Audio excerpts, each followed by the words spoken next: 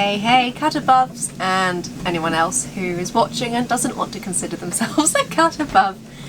If you've seen our previous episodes, you'll know we ran south to Trinidad to escape what turned into Hurricane Beryl, although last video showed we still got a bit of a tickling.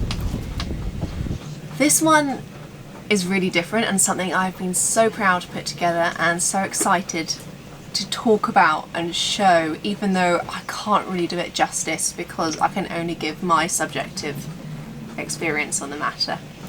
So, little word of warning in advance is that it does cover sensitive topics. So we're covering Hurricane Beryl, and obviously there was a lot of destruction, there was lack of resources needed, people lost their livelihoods, and in advance of that just some brief images of refugee camps, refugees and a couple of wounds, just whilst I cover my previous history as a registered nurse, because that needs to make sense. Yeah.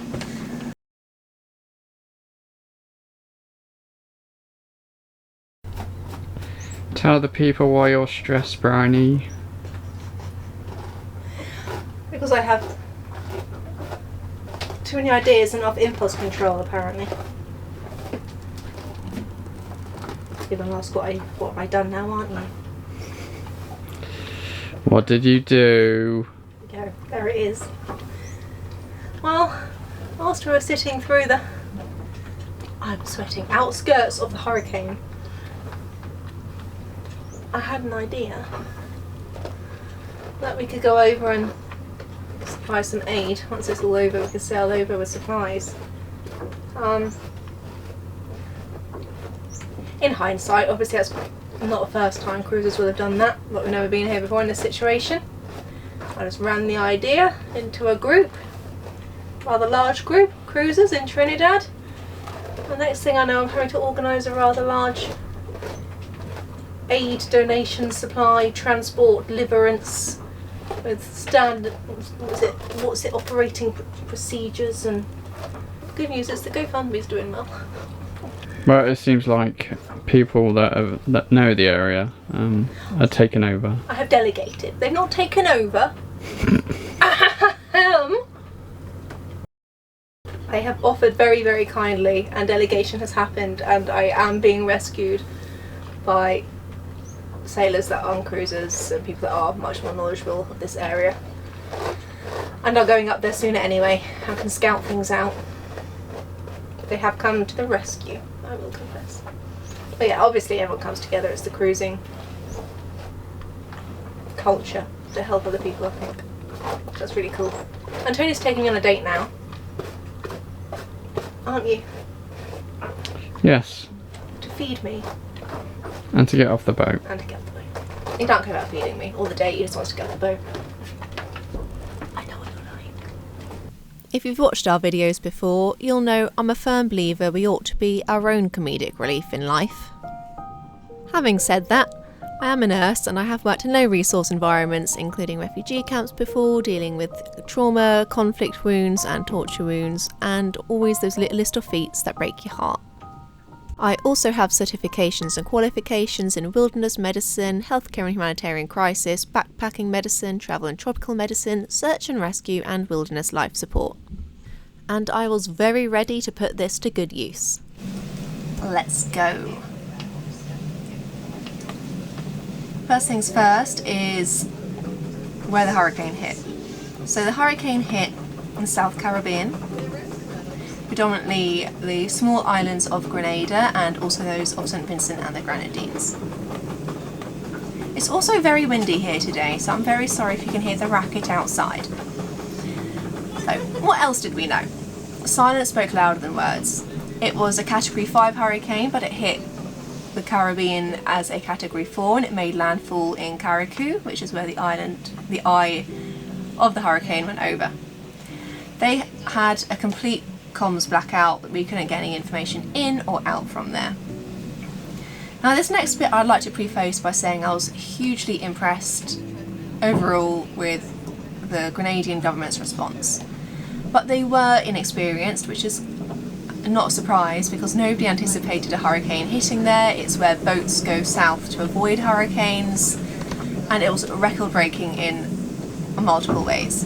So the communication from them, even though they were asking for support and resources, was quite vague. The information they put out was retracted or changed quite quickly. They weren't asking, when I engaged with them, either on the phone or email, they weren't asking the right questions, they weren't sure how to answer mine. They were obviously still asking for assistance, but not quite knowing what to do with that at that point yet, and still trying to organise everything in crisis mode. And that's not me slating them. I'm not surprised, if I'm honest. And we also know that larger NGOs just take longer to get their ducks in a line. They've got a lot of red tape, they've got to get permissions, they need to gather everyone together. So they're not going to turn up on the ground hugely fast either.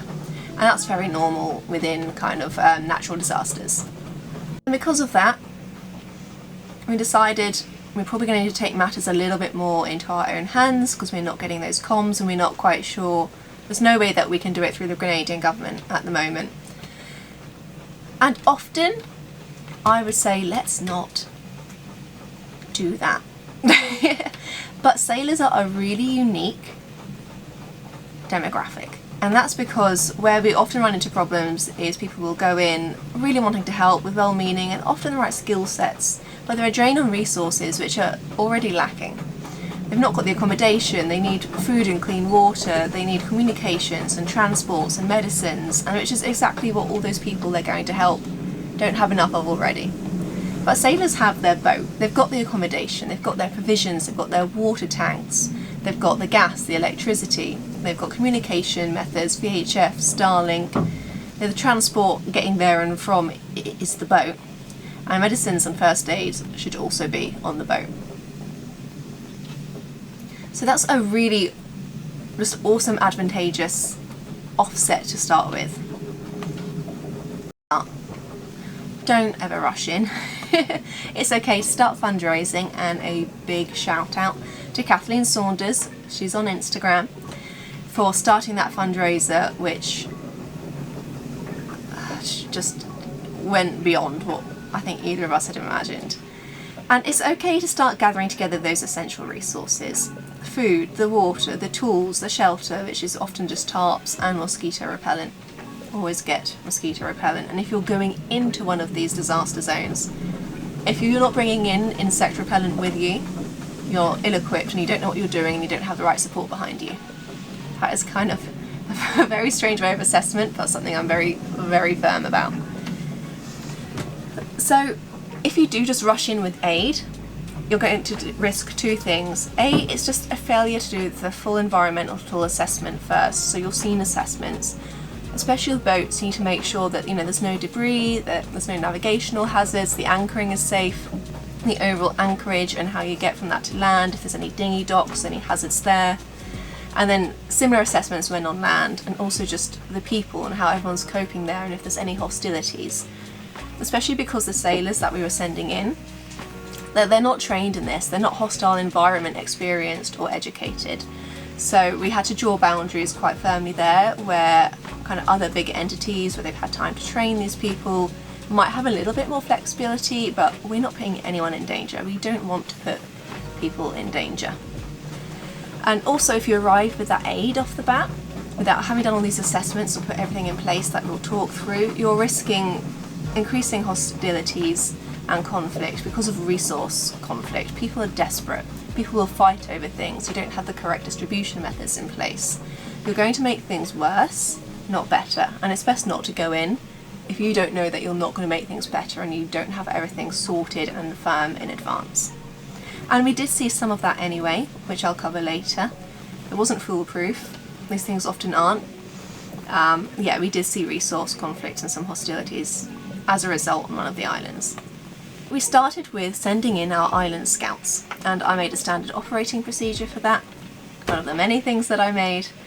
And these covered things like, navigational hazards, debris, missing markers, lines in the water, states of anchorages, any hazards there, assess the land from the boat, what can you see, go on land and make further kind of assessments there. And people, again, rule out any hostility or violence, leave immediately if so. And the state people are in, are they regrouping? Or are they kind of just sat on the ground, completely lost, not knowing where to start, really traumatised? Institutions, is customs up and running, healthcare systems running, and what are the immediate needs? Water, food, shelter, hygiene products, all those other things I've mentioned before, generators.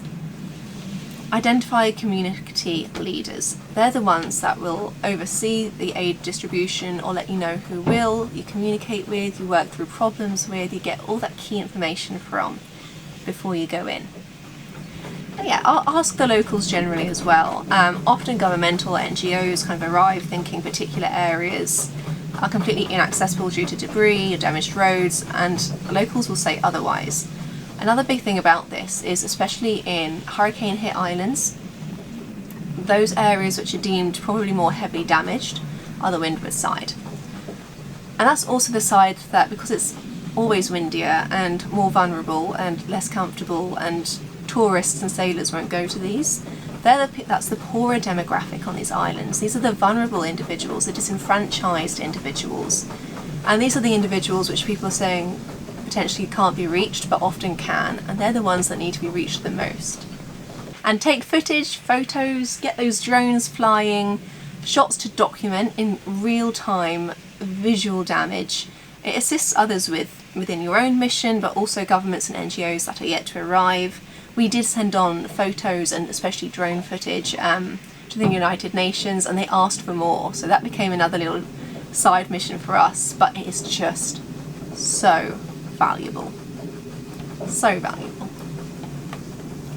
And I'm going to run through the scout report from the one that we had on Karaku.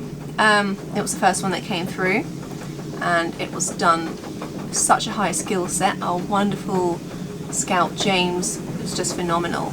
I did a standard operating procedure. It was a form for them to fill in, but I realised really quickly they'll have sailed to these islands, they're tired, they're overwhelmed, there's a lot for them to process.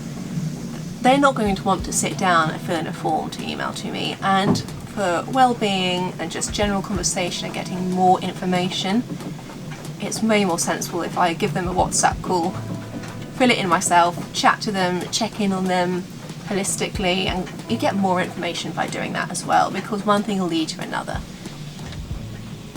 So, vessel safety in Tyrrell Bay. There was a partially submerged blue boat and reports for a rogue mooring line, but lots of space available for boats that would come in and anchor to deliver aid. On land, there's a lot of foot traffic, 80% of structure was destroyed, rubble was everywhere, but the island is navigable with assistance of local knowledge. And others people didn't realise that until we then had to pass that knowledge on to them, which is exactly what I was saying before. Power, there was no electricity. Water, there was enough for drinking, not enough for hygiene. And one of the biggest issues that we found was something that was really not anything I've come across before, which is that the water cisterns were still up and in place and had water in them, which was really promising, but they have manchineel there. And for people that don't know what that is, because I think they're quite specific to this area, they look like apple trees and they look like apples, but they are so poisonous. Every part of that tree, don't go near it, don't touch it, for goodness sake, don't pick it and try to eat it. But because the cistern's lid had blown off in the hurricane and everything had blown off the trees, all these manchineel kind of leaves and bits of branches and the apples on them had blown into these people's water sources and poisoned their water. So they couldn't drink it, because if they did, they become seriously sick, and they were then trying to wash with it because they wanted to wash. They didn't want to feel like they're in this scenario where they've got so little resources and have a whole thing of water there that they couldn't use. But by washing, they're coming out in these awful rashes and almost burns. So that was really valuable information that we had.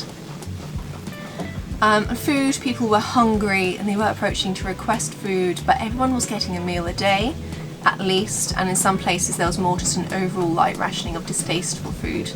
But for a lot of people it was just one meal a day at that moment in time.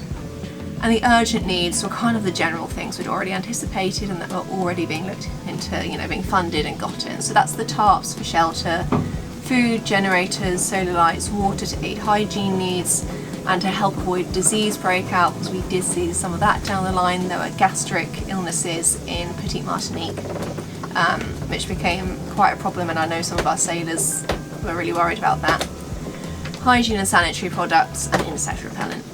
And as I said before, it's okay to start gathering these things, and we had.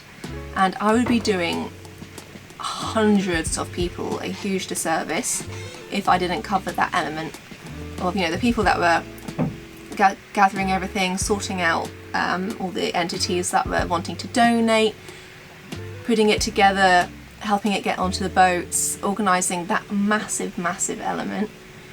On many islands. I've only got footage from Trinidad. I'm just going to dedicate a few minutes to showing just some of these wonderful people's faces and what they did and the amount of aid that came in, because it was phenomenal.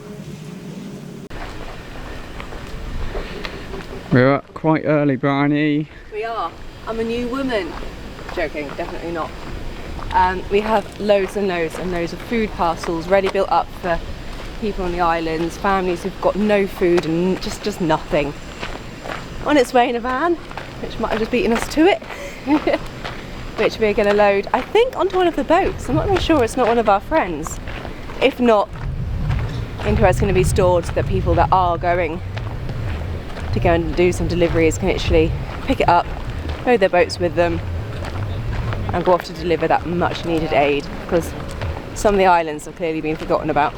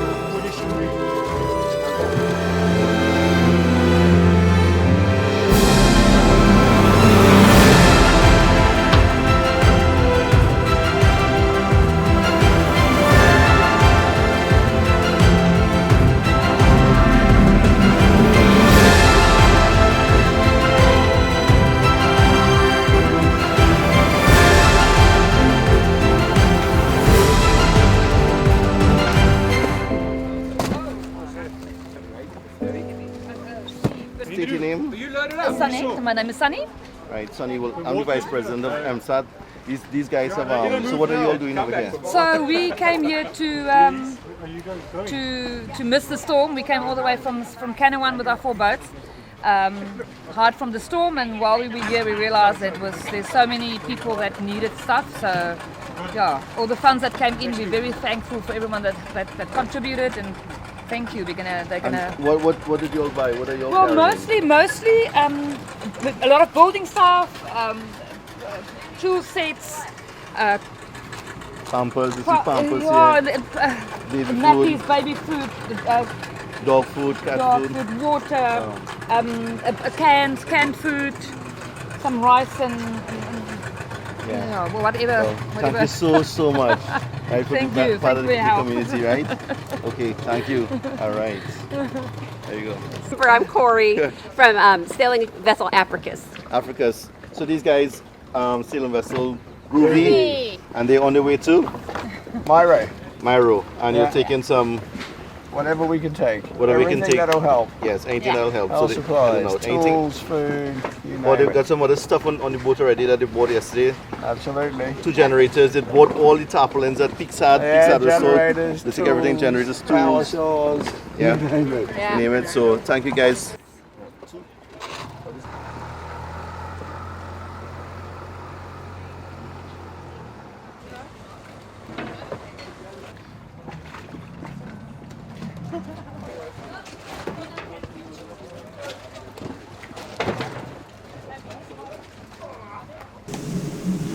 And then something really brilliant happened, which made my life so much easier, because as I've said before, I tried to get in touch with the Grenadian government through the numbers that they'd given and were requesting through, but hadn't really had much joy in getting kind of any information or support, or how we could support in that moment either from them. But I just so happened to know the perfect person who knew the perfect person.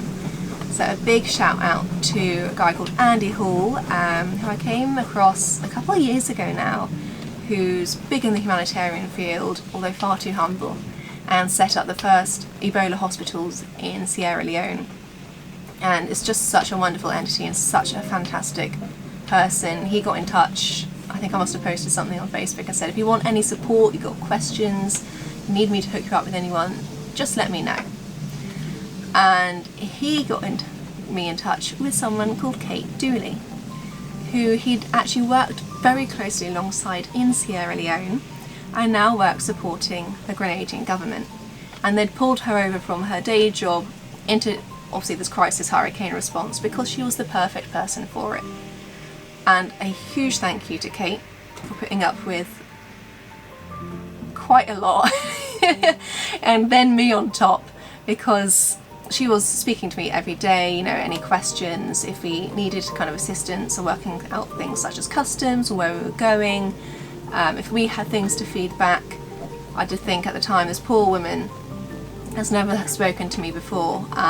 It's been pulled across into a hurricane response, and I'm having to tell her about the mansion eels. I heard everyone's water and it's just like, the what? The mansion eels? What are the mansion eels? So she's got some random girl talking about poisonous apples down the phone, and I thought this is probably enough to break any sane person, but she's tough as nails, took it like a champ, everything gets dealt with. An absolute credit to the Grenadian government. I never got in touch really with, despite best efforts, anyone from St Vincent and the Grenadines. That was, I think, handled very differently overall, which was really disappointing. And United Nations, we did have communications with a little later down the line, although actually very early on they did, I want to say the word commandeer, some of our vessels with sailors who were taking them around the different islands to help them be able to do their own assessments before they got a lot more boots on the ground. Through some of the challenges that we faced. As I'd said before, it's that leeward anchorages are predominantly demographics where there's more resources, people living there are better off, they've got better, stronger livelihoods, are typically healthier. But that's also because they were more sheltered and where the anchorages usually are, where all the aid goes. And you do see the aid, and we did, such as Tyrrell Bay and Carriacou, kind of originally getting sucked up in that area. When other entities were bringing some aid in a little later down the line. So we really had to push our end to keep getting it past that, to make sure that it was the disadvantaged and the vulnerable demographics who were receiving very little and did get aid. And these people, there were one of the shelters in particular where everybody had gone to there, were full of kind of the very elderly, the disabled, the mentally disabled, learning disabilities, and outside of that there's just a lot of very disenfranchised entities as well. We wanted to leave them with a satellite phone. And the problem being, and this was a chat that I had with our scout James when there, that they weren't able to use it. He kind of explained that he'd had to tell them 3 times that they're meant to be adding water to their dehydrated food. So leaving them with a satellite phone was very clearly not an option. But because one of the wonderful community leaders that we'd met there was a guy called Terry, shout out to Terry, who was so determined to make sure that our aid was getting to these people, that was really reassuring. As long as James and people kept in touch with Terry, we were very happy, and thank you both James and Terry for keeping that pipeline of communication working, because that was a game changer for many people in desperate need. Another challenge was Union Islands. This is St Vincent and the Grenadines, which is where we did see this resource conflict, and we were ultimately unable to deliver aid there. You know, communications have been sorted in advance. We thought we had this entire distribution system sorted, but when the boats with the aid got there, the people were not turning up, and it turned out there were multiple kind of people or groups, each wanting to be the person or the group to take the aid from us to distribute it. And they were fighting over this, and it got quite hostile. I think it was a wonderful Kylie who came in, spoke to me on the phone and said, do you want me to kind of just be like the strategic overall person that kind of views this and keeps in touch with every element of the operation and help coordinate it that way? And she was fantastic. I was very, very happy to hand that over to her. I think she's the one who spoke to them on the phone and kind of passed this on to us. And essentially they had to be told, if you can't agree, because you can't both have very good intentions if you're not happy for someone else to hand out the aid. If you can't agree who's doing that and going to do it fairly, then we can't do it. We can't give it to you. And they just went, fine, take it somewhere else. And so that's what we had to do, because we can't put, you know, we can't put our sailors in a position where there's increasing hostilities, potential threats of violence or harm, and if we were choosing one over the other, that had the real potential to escalate. And also we need to know the aid is going where people who have donated for all the right reasons. It has to go to the right places. And this was a cause of very understandable distress for some sailors, especially because this was kind of the same day where the reports of locals defrosting the ice on their fishing vessels because they were so low on water. And ice, especially not made through the right systems, is such a hazard for infection anyway. So in ice machines, you know, people often get sick when they eat kind of seafood platters, and it's often not the seafood, it's often the ice. And this is their fishing vessel ice. Fish that they're defrosting, which is really distressing. And a lot of our sailors were heartbroken to have to turn around and sail away with that aid. There's a lot of grey areas in humanitarian responses and aid, and this was definitely one of them. And it was a hard choice. And this brings us really nicely to the next challenge, but one of our solutions for it. So, kind of moral injury and psychological distress, especially when you're going into disaster zones, is really common. You know, the places that you're familiar with and love, and the people there you're often familiar with and get to know have lost their homes, their livelihood, everything is destroyed.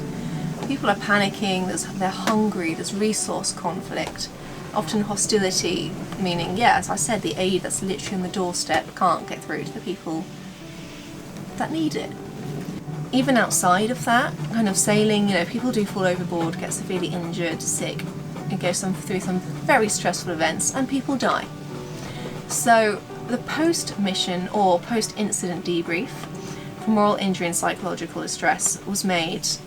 This was something that I wanted to put in place to support the sailors that had gone in, and obviously having to process quite a lot, because there were some people who were distressed kind of coming out of it. And post-incident debriefs are structured conversations. They're often used in some of the frontline services, humanitarian aid, in conflict zones, and increasingly so because the value in them, the evidence is all there.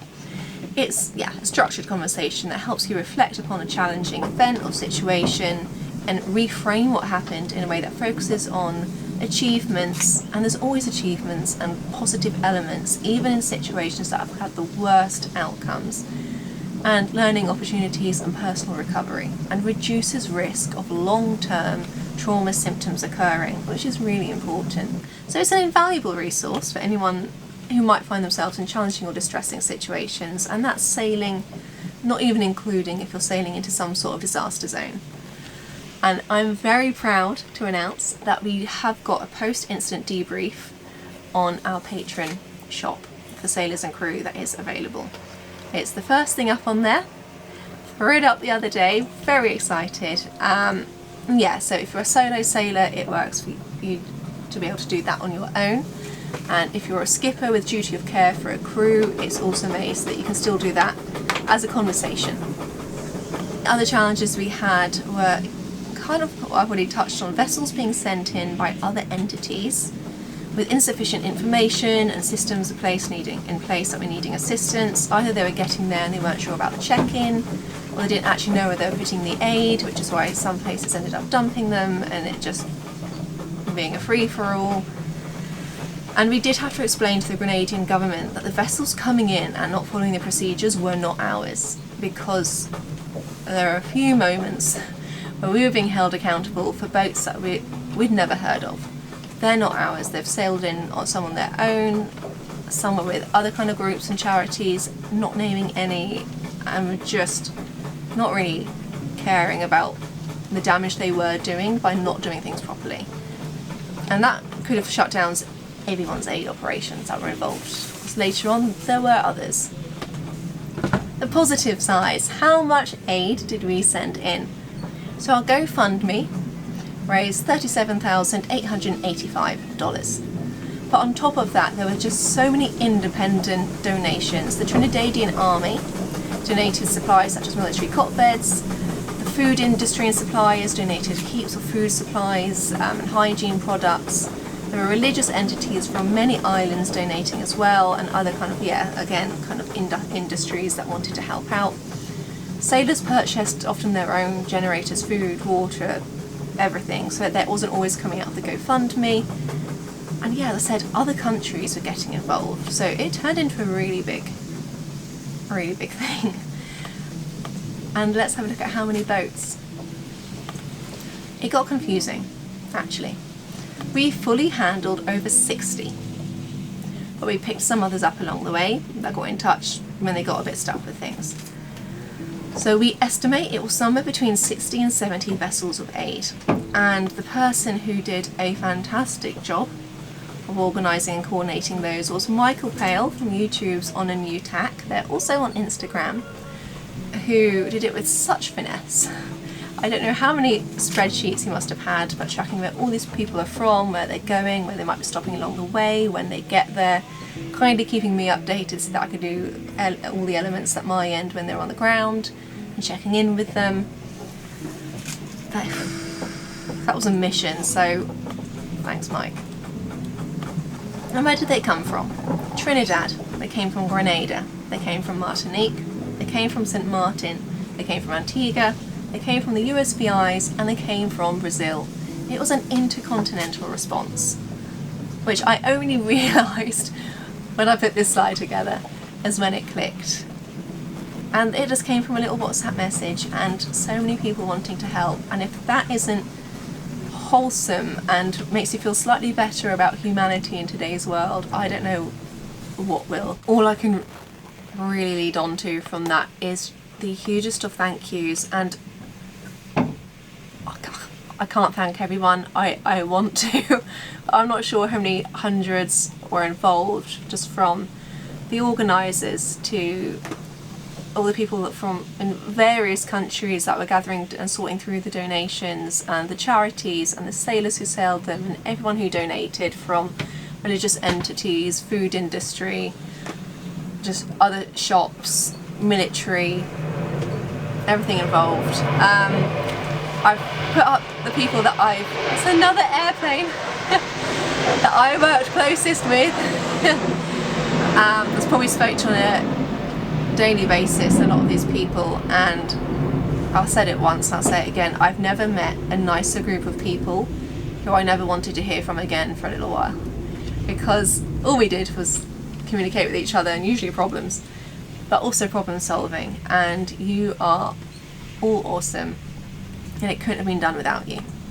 I'm sorry that probably my subjective storytelling has missed out all of your own unique stories within this. Everyone should be able to tell it, because I'm sure there's so much that went on that I've got no idea about. Yeah. Everyone together absolutely made Operation Cruises Aid. Let's have a little look at some of those donations going out, and a really exciting thank you that we got at the end. Dropping off the first load.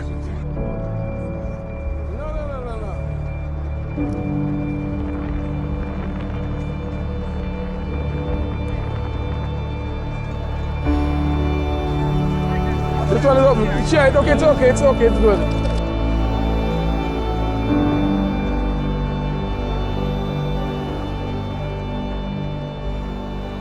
What am I talking about? Updates. We haven't Updates. updated. We haven't updated anything. I look haggard. I am haggard. I am haggard.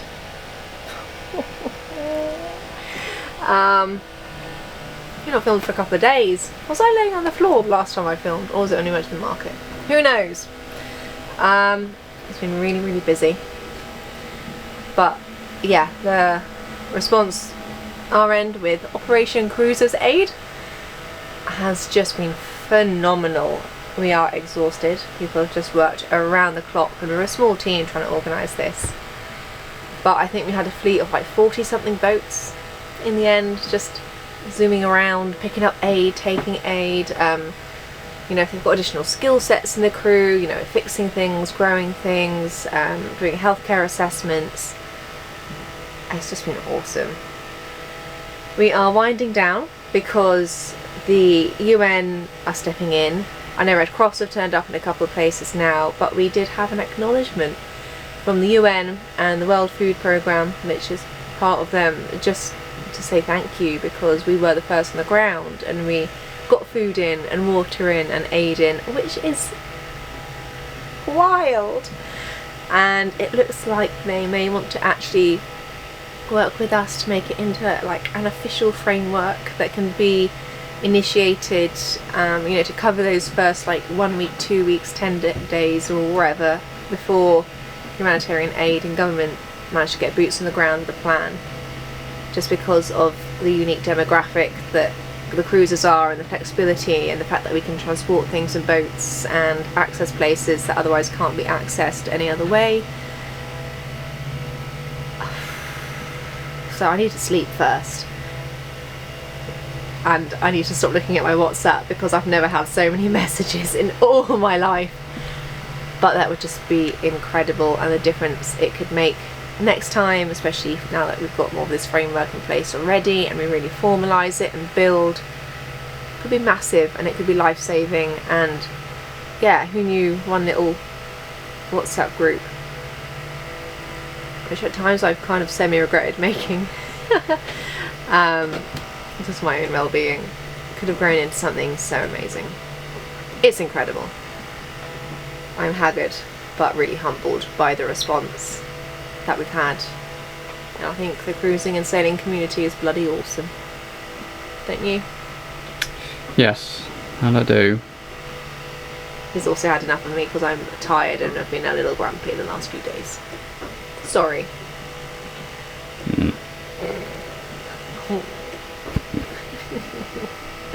Yeah.